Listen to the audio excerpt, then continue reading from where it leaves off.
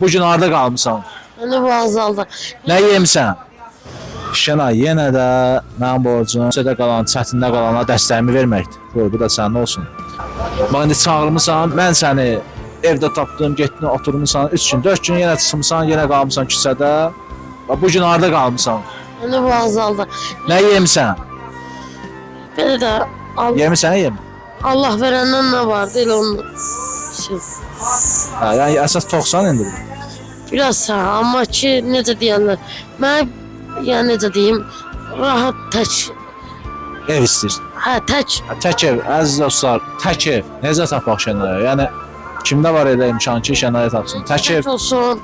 Yəni özüm şeyində iş olsun, işləyim. Getməliydim o biri yardımlara, çəkişlərə. Onları atıb probka ilə neçə saata gəlib bura çıxmış. Xəbərim var. Bəli, belə Sən də belə eləmə də, yorulursan axı.